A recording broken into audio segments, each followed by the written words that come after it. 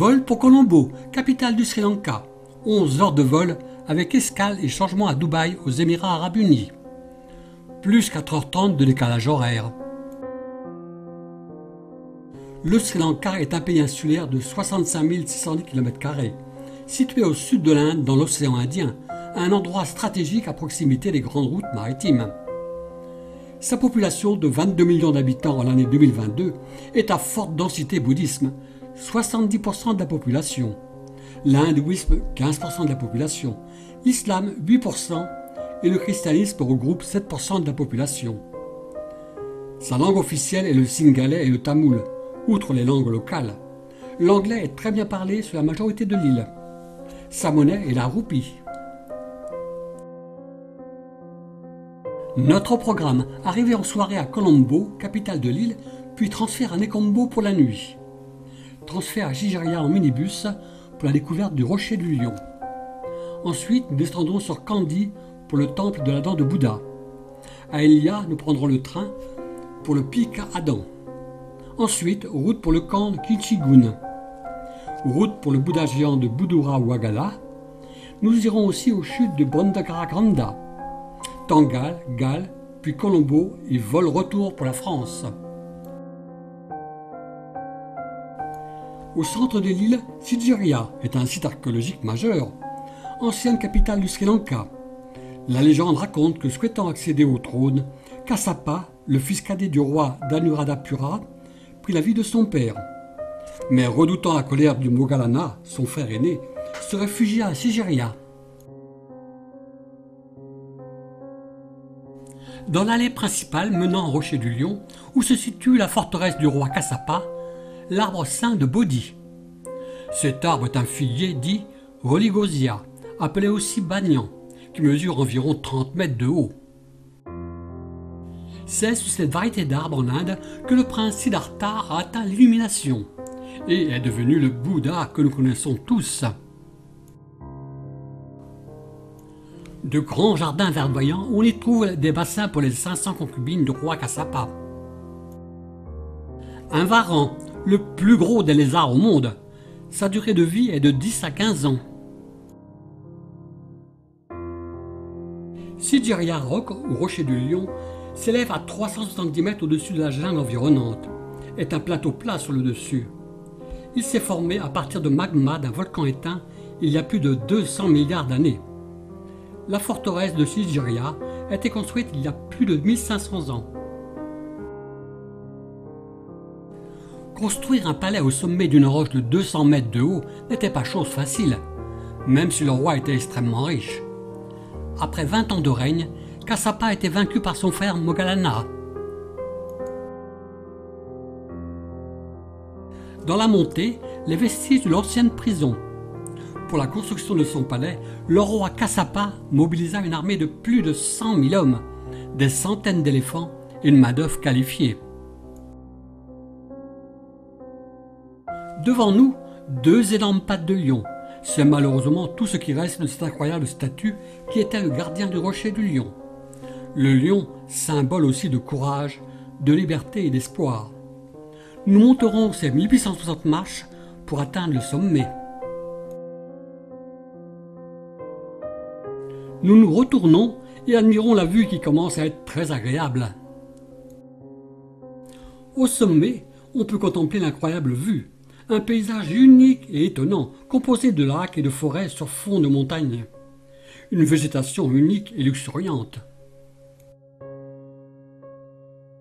Dans la descente, à mi-hauteur du rocher du lion, derrière ces murs protecteurs, un escalier en colimaçon nous mènera à une sorte de grotte, dans laquelle on trouvera des fresques murales découvertes en 1875. Environ 21 femmes y sont représentées. Ce sont les demoiselles de Sigiriya, les courtisanes du roi Kassapa. Petit temple bouddhiste du rocher du Pidurangala, où il faut se déchausser pour y rentrer. Après être entré, le bâtiment d'apparence ordinaire devient un peu magique, plein de fresques avec des figures bouddhistes.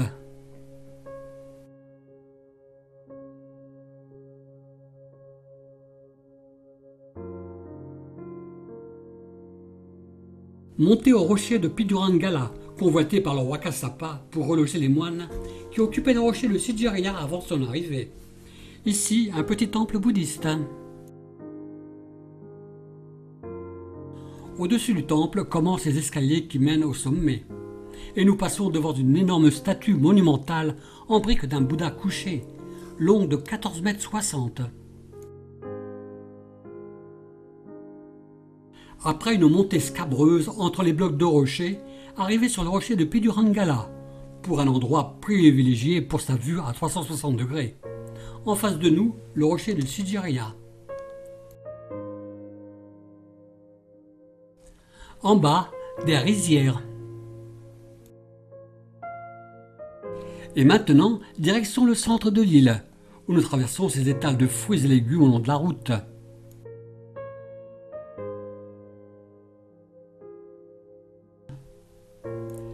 Des bananes de toutes sortes, bananes roses, fraisinettes, les ganvidesh. Un flot de bananes sont mises en vente. Entre ces bananes suspendues, le fruit du jacquier, le fruit le plus gros du monde.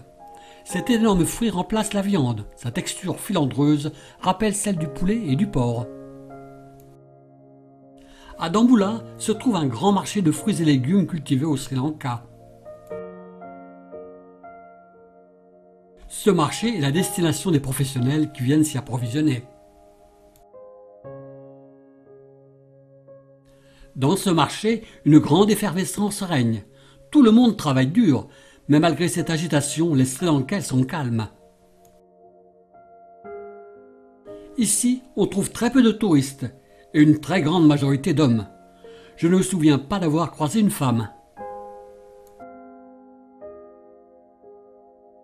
Les gens sont là pour travailler. Contrairement à nous, ils ne sont pas en vacances. Il vaut mieux rester hors du passage, au risque de se prendre un sac à patates sur la tête.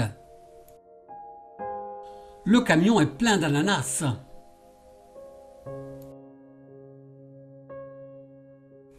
En l'attente du prochain sac. Éminent lieu de culte de Sri Lanka depuis 22 siècles, le sanctuaire de Dambulla est le plus grand et le mieux sauvegardé du pays. Ici, le stupa à l'entrée du temple d'or, construit au 5e siècle.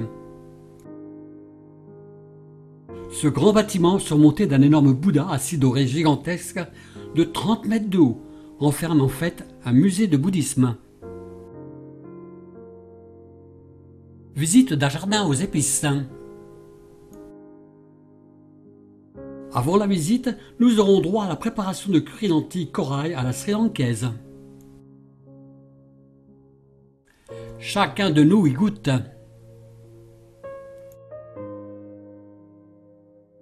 Des muscadiers donnant des fruits, les noix de muscade. La noix de muscade. L'aloe vera, bon pour les infusions santé et le bien-être qu'elle offre. Le curcuma, on le connaît en cuisine. Sans lui, pas de curry. Cette épice jaune, utilisée en poudre, est issue du rhizome de ces plantes. Les cardamones sont des plantes vivaces à rhizome souterrain. Les cosses sont récoltées à la main et séchées au soleil. La cardamone possède d'excellentes vertus inflammatoires. Le Chrysophyllum canito est un arbre fruitier exotique. Son fruit comestible est appelé pomme de lait. Cet arbre mesure entre 6 et 30 mètres, dont l'écorce est riche en latex. Le cacaoyer donne des fruits, les cabosses, où on y trouve ses fèves pour le cacao.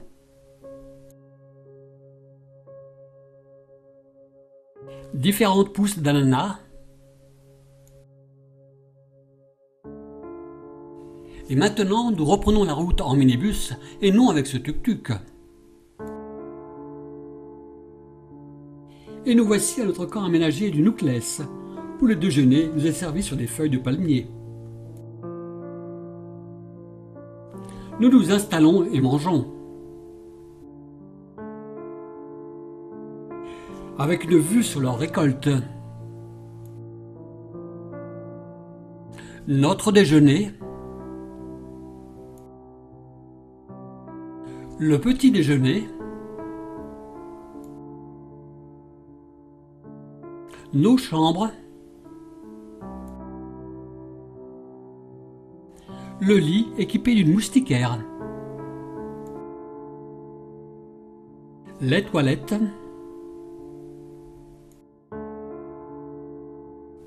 Et les douches, le luxe.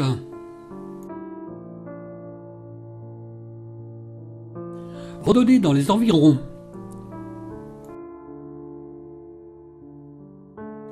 Parmi les cultures de riz, un point d'eau pour se laver. Les rizières. Ici, un puits collectif. Au fond, une cabane a été montée dans l'arbre pour surveiller les éléphants et les chasser. Dans les cultures de riz, des pièges pour les oiseaux. Dans ces pièges, des appâts pour les oiseaux qui les feront mourir. Nous suivons ces récoltes. Un alocasia aux oreilles d'éléphant. Des fleurs de datura. En pleine jungle, une école maternelle. La classe. Petite pause pour ces autochtones et moi-même. Au pied de ces grandes fleurs, des langues de belle-mère. Des fleurs de clérodendron. Jeux d'enfants.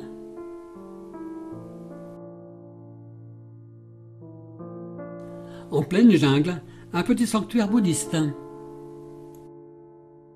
À côté, notre collègue Xavier en plein match de volley-ball avec ses jeunes Sri-Lankais. Paysage de rizière dans cette forêt. Ici, un cocotier et ses fruits, les noix de coco. Rizière où la terre est retournée pour la repousse du riz. Nul besoin de le repiquer. Le riz repoussera de lui-même après ce labourage. Petite culture dans cette jungle. Quelle surprise! Un tuk-tuk!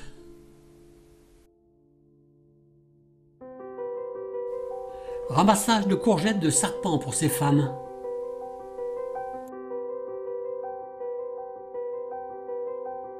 Le site le plus incontournable de Kandy est évidemment le fameux temple qui referme une relique de la dent de Bouddha.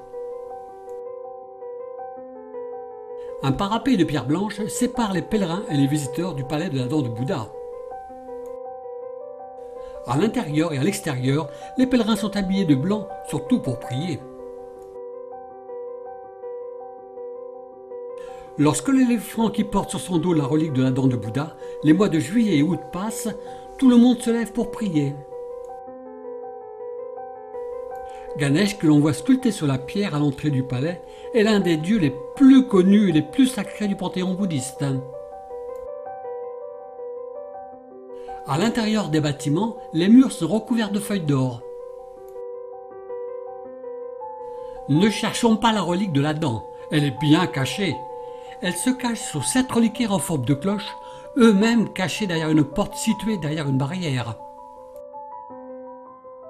Sous ces vitres, le cercueil de la dent sacrée, posé sur le dos de l'éléphant lors de ses sorties dans Kandy. La ferveur que l'on ressent est incroyable. Toutes ces fleurs pour cette dent. Statue de Bouddha dans cette pièce où les pèlerins se recueillent. Le lac de Kandy, au cœur de la ville, est à 2 pas du temple sacré de la dent de Bouddha. C'est un lac artificiel qui était au départ un réservoir d'eau qui fut fouillé par les Anglais lors de la colonisation en 1807. Le lieu est populaire pour se promener car les abords du lac sont reposants. Pique-nique pour ces étudiants. Après un transfert en minibus, nous troquons tongs contre des chaussures de randonnée pour la découverte des plantations de thé dans la montagne de Knupnes. Pour les amoureux de la nature et ceux qui aiment marcher, cette zone est idéale pour s'immerger dans un écrin de verdure. Rencontre avec des autochtones. Le thé a été introduit au Sri Lanka par les Britanniques dans les années 1820 et a été commercialisé en 1867. Aujourd'hui, l'industrie du thé est la première source de devises du pays et emploie directement ou indirectement 2 millions de Sri Lankais. Le Sri Lanka adopte la culture en courbe de niveau, c'est-à-dire que les théiers sont plantés en rangées qui suivent le relief naturel des pentes. Les théiers sont taillés courts pour que les cueilleuses puissent atteindre facilement les feuilles du haut. Dans les plantations de thé, un village de cueilleuses. Leur habitation rudimentaire. À nouveau des théiers, où ceux-ci sont plantés en cercle afin de pouvoir en faire le tour pour cueillir les premières feuilles. Travaillant sans protection contre les insectes, les serpents qui pullulent dans les plantations, cette femme nous dévoile son travail entre ses mains. La couleur verte omniprésente dans ces massifs. De l'activité dans ce village. À nos pieds, des jardins potagers. Le village s'étend en longueur. Par les chemins du village. L'école du village. Maisons et leur jardin potager. Et nous retrouvons les théiers. Nous prenons ce chemin à flanc de montagne. Ces théiers ont une belle forme géométrique. Ces femmes cueillent les 2 feuilles les plus hautes et à bourgeons de chaque plant. Le Sri Lanka est un des rares pays où le thé est encore cueilli à la main pour assurer une meilleure qualité. Beauté de cette colline. Les hommes travaillent la terre pour planter ou semer.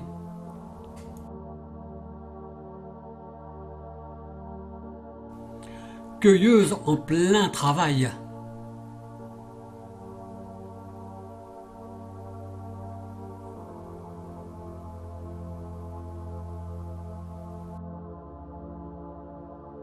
Le Sophora japonica est un arbre de belle allure avec ses panicules de fleurs blanc crème.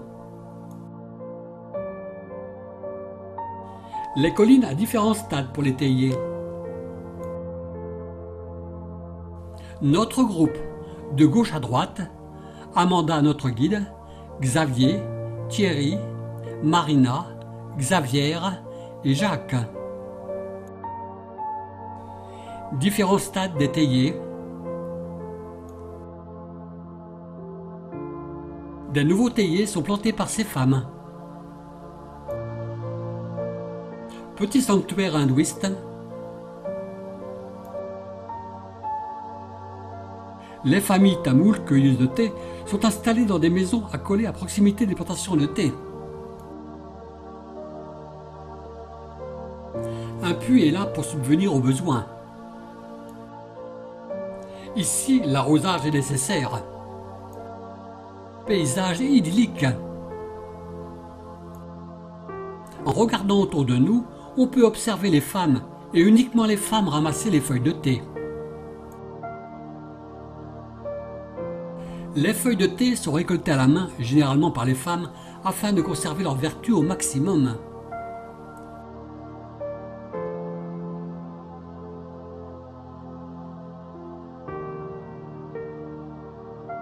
Symétrie de ces rangs de théiers. Seuls les bourgeons accompagnés des 2 feuilles les plus jeunes sur chaque tige sont cueillis. Ce sont les parties les plus savoureuses.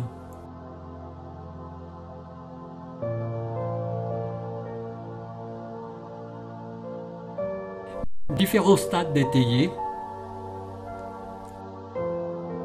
Évacuation de terres et végétaux par cet homme. Les hommes font l'entretien du chemin et le tout est évacué dans ces sacs. Travail de débroussaillage.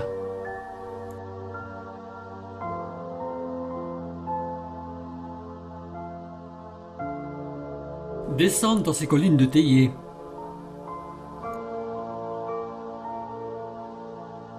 Et nous rentrons dans la jungle de cette île.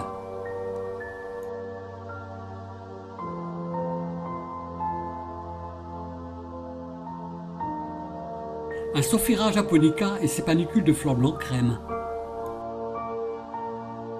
Puis nous retrouvons les cultures de thé.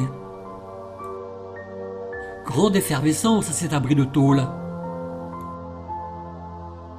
Les cueilleuses pèsent leur sac de thé, le vident ici, pour être rassemblés dans un grand sac qui sera acheminé par la suite en véhicule à l'usine de thé. Belle nuance de vert dans cet théier. Ici, une crèche pour les enfants.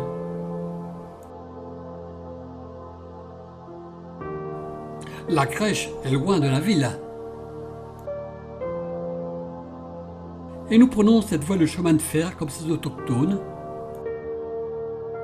pour arriver à Nanuyoa, gare de la ligne principale à 260 km de Colombo. Arrivée de notre train à vapeur. Le train est incontestablement le moyen de locomotion le moins cher et le plus sûr pour ces Sri Lankais. Le réservoir de Castlewich sort tout droit d'un conte de fées. En plus d'être incroyablement beau, ce réservoir est également vital pour sa centrale électrique adjacente. Et il fournit la majeure partie de l'électricité dans la région. Après une nuit à l'hôtel, départ à 2 h du matin pour le Pic Adam, au lieu de pèlerinage. Avant de prendre la montée, nous prenons un thé. Le Pic Adam est un lieu de pèlerinage pour 4 religions. Bouddhistes, hindouistes, musulmans et catholiques vénèrent ce lieu du monde. C'est au sommet de 1243 mètres qu'Adam, rejeté du paradis, est venu laisser ses traces, et que Bouddha laissa son pas. Les pèlerins, hindouistes, bouddhistes, chrétiens et musulmans s'acheminent ensemble vers le sommet du Pic Adam. Un trajet de 14 km aller-retour avec 5500 marches. Pour nous, un réconfort dans cette montée. Une tasse de thé pour Thierry est la bienvenue.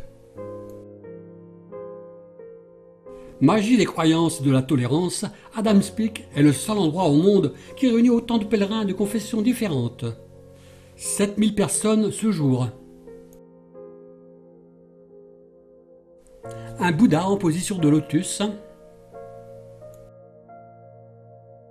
La montée des escaliers où l'effervescence des hommes est présente.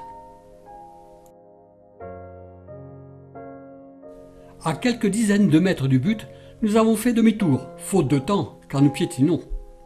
On verra quand même le lever du soleil. La descente se fait à différentes cadences.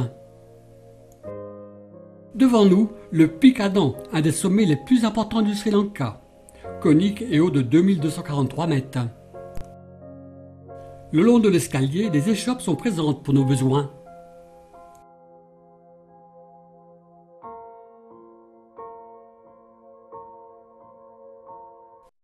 Un stupa bouddhiste sur le chemin du Pic Adam.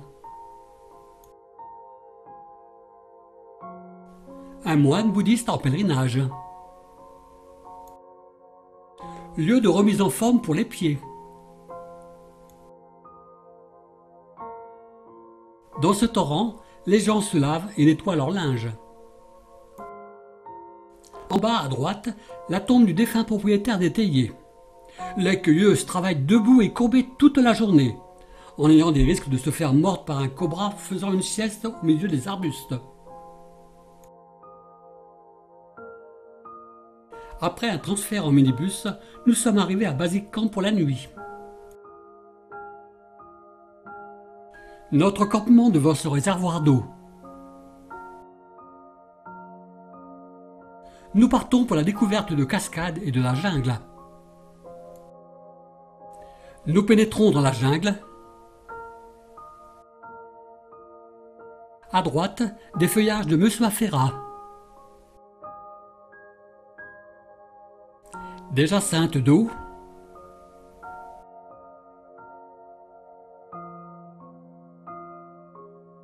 Progression dans cette jungle.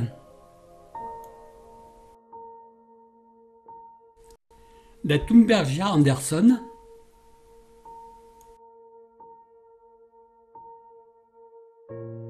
Une orchidée bambou.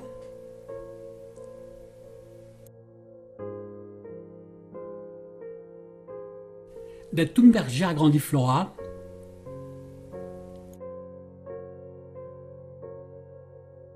À la sortie de la jungle,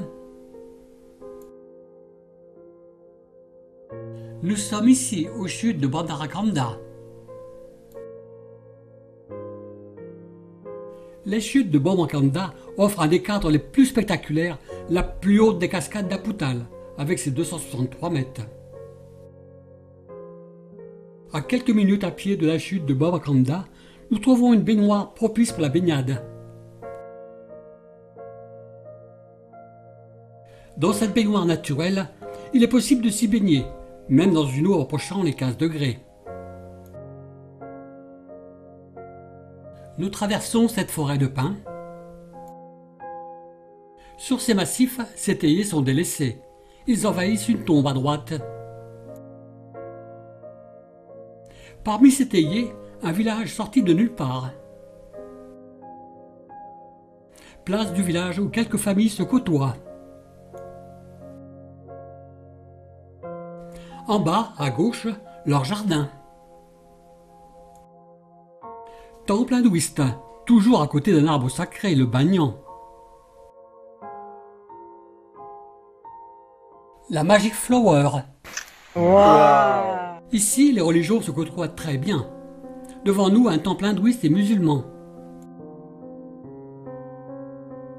Pauvreté de ces maisons. La maison du chef du village contraste. Un Sri Lankais conduisant sa vache. Un tracteur d'une autre époque. Sur le chemin, rencontre d'un véhicule. Puis, à nouveau les maisons insalubres des cueilleuses de thé. Rencontre de jeunes enfants. Des cueilleuses de thé dans leur jardin potager. Toutes les cultures sont présentes. Au premier plan, une tombe et au fond une église catholique. Et l'on retrouve ces maisons insalubres. Au fond à droite, une usine de thé désaffectée. Ces femmes en plein travail dans leur jardin. Et nous voilà partis. Et nous passons un col à 1900 mètres d'altitude. La maison que nous voyons héberge 2 familles. Ils reçoivent l'électricité donnée par les réservoirs d'eau du pays. Sur le sentier, une cabane de fortune pour un autochtone. Peut-être la cabane du contremaître des cueilleuses de thé, le Kangani. Paysage féerique de ces vallées. Au fond, une maison loin de tout. À cette gare d'Hidalgashina, nous allons prendre la voie ferrée.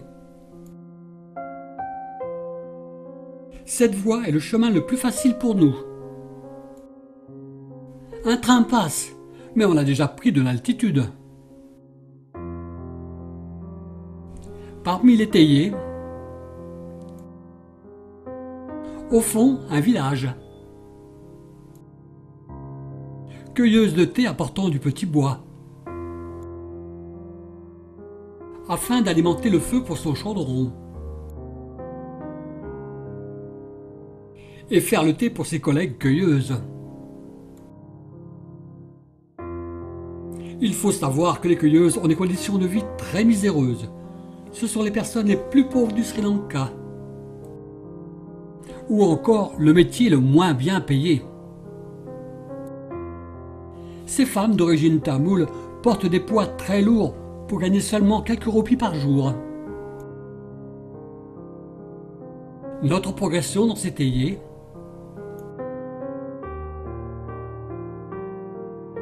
L'arbre à ballon est connu sous les noms d'arbre à soie ou arbre à papillon.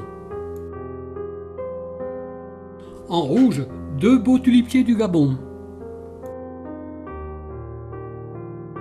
Les arbres entre les théiers ont été plantés pour faire de l'ombre. Sentier faisant,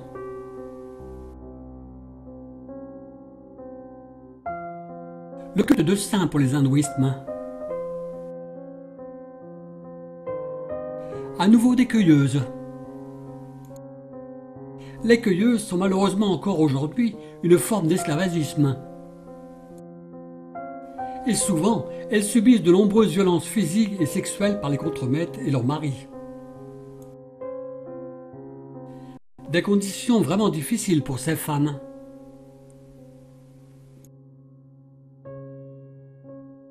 Immensité des cultures de thé. Sentier faisant, à notre droite, un yucca. Au fond, un grand village de cueilleuses. En bas, une église catholique. Le pourcentage de catholiques au Sri Lanka est de 7,5%. Il a été introduit par les missionnaires portugais qui déployaient un zèle considérable à convertir les pêcheurs de l'île à partir de l'an 1805. Théiers et tulipiers du Gabon. Pique-nique à l'ombre de cet abri, car la température est de 28-30 degrés. Traversée d'un village. Un temple hindouisme. Plus loin, une église catholique. Et nous partons à la découverte. Un petit temple tamoul. Surprenant, des croix de défunts catholiques le long des routes. Et aussi une belle tombe. Jeune femme en attente d'un bus. Le bus arrive et nous suivons ces femmes dans leur montée. Dans l'habitacle du bus. Après le bus, nous poursuivons notre route en tuk-tuk. Le Sri Lanka, anciennement Ceylan, est une ancienne colonie anglaise. C'est l'arrivée des Britanniques sur l'île qui a lancé la culture du thé. Auparavant, le Sri Lanka produisait du café.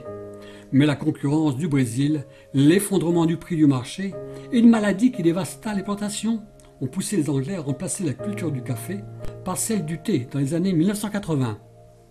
Et on ne peut pas passer dans la région d'Aputal sans visiter une fabrique de thé. Pour la fabrication du thé, plusieurs étapes sont nécessaires. Première étape, après la cueillette réalisée par les femmes. Deuxième étape, le séchage des feuilles pendant environ 8 heures. Troisième étape, les feuilles sont alors écrasées, hachées et tamisées. Quatrième étape, la fermentation se déroule à l'air libre. Pour information, le thé vert est moins fermenté que le thé noir. Au Sri Lanka, le thé noir est largement plus répandu. Cinquième étape, les feuilles sont chauffées à très haute température afin de stopper la fermentation et de les sécher. Sixième étape, les feuilles sont sélectionnées et tamisées de nouveau.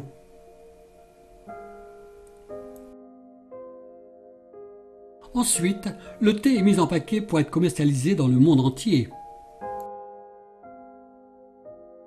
Puis nous goûtons à ces différents types de thé.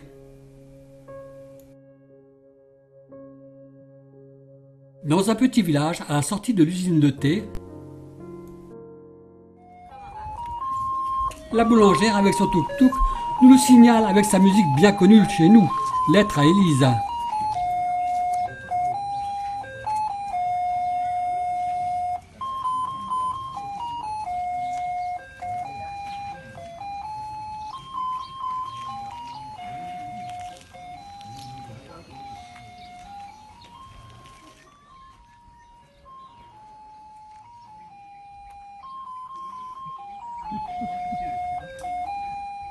Et nous reprenons la voie de chemin de fer, comme chemin le plus facile pour nous. Un train arrive, vite, on se met sur le côté. Ici, un jacquier.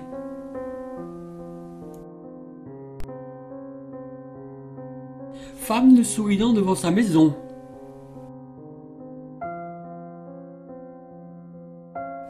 Dans cette maison, des bouddhistes se recueillent à l'abri de toute civilisation. Les photos sont interdites. Petit temple hindouisme dans les taillis à flanc de montagne. Montagne environnante. Une ville dans ces montagnes. Dans la descente, rizières et cocotiers. Sommet abrupt de ces montagnes, où se dessine le petit pic Adam.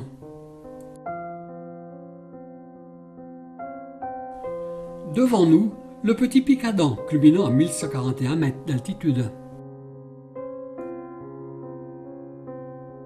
Nous montons au petit pic Adam. Attention, ne ratons pas les marches.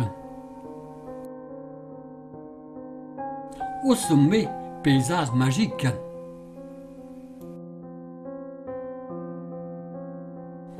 Plus bas, dans ces rizières, la récolte du riz se fait à l'aide de cette machine. Une moissonneuse pour la récolte du riz. À l'entrée du site de Buduru Wagala, des fleurs d'orchidées sont données à Marina pour les offrir à Bouddha que nous allons voir.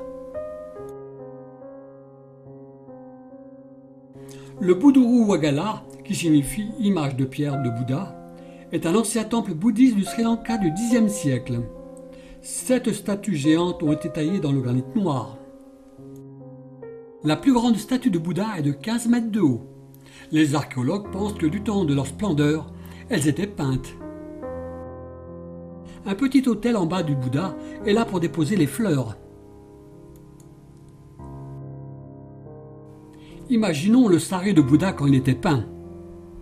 Le port d'un sarong est nécessaire pour la visite de ces lieux saints pour les femmes. Sur le chemin du retour, devant nous le réservoir de Budura Wagala. Canoë de pêcheurs avec flotteur. Voiture de safari à l'entrée du parc de Yala. Nous sommes partis. 2 guêpiers nous accueillent. Ils mesurent de 22 à 25 cm de longueur et de 29 à 30 cm d'envergure. Ce guêpier est un chasseur agile, surgissant de nulle part pour chasser des insectes. Buffle et aigrette dans le parc national de Yala.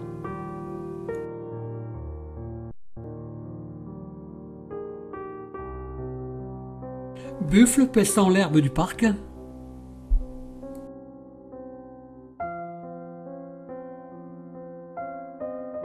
Le Sri Lanka compte à peu près 3000 éléphants sur son territoire et environ 250 d'entre eux vivent dans ce parc. Les éléphants d'Asie sont nombreux à ne pas posséder de défense. C'est sans doute à cause du braconnage, longtemps pratiqué dans la région. Chez les éléphants d'Asie, les femelles n'ont pas de défense.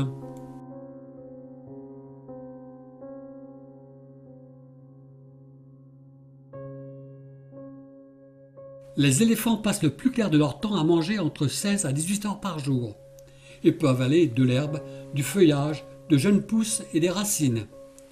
Ils boivent beaucoup également, 140 litres d'eau par jour. L'éléphant ne digère en moyenne que 40% de la nourriture qu'il mange. La nourriture qu'il mange est donc encore plus grande.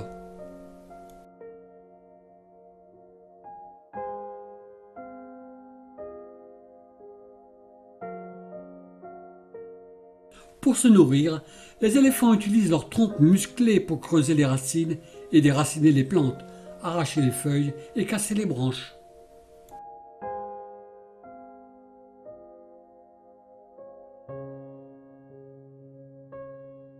Le paon, originaire de l'Inde et du Sri Lanka, est un animal sacré pour tous les hindous. Il est vénéré et associé à la fertilité. Le parc national de Yala joue un rôle majeur dans la conservation des éléphants du Sri Lanka. Afin de supporter la chaleur et la sécheresse, cet éléphant a pris un bain dans le lac et s'est roulé dans la boue pour trouver un semblant de fraîcheur. Il n'est pas rare de voir un pique-bœuf se nourrissant de larves d'insectes logées dans la peau d'un buffle. Ces éléphants protègent leurs petits. Bel éléphant sortant de la forêt tropicale.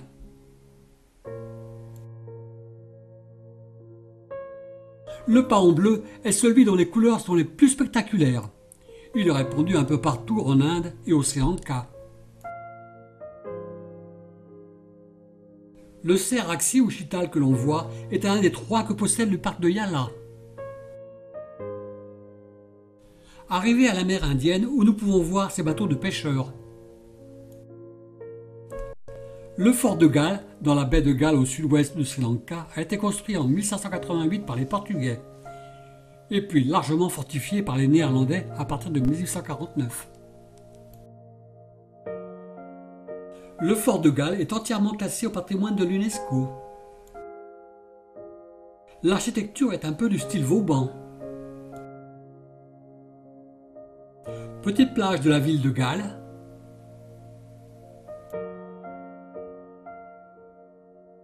Lever de soleil sur la mer Indienne. Fin de notre voyage au Sri Lanka.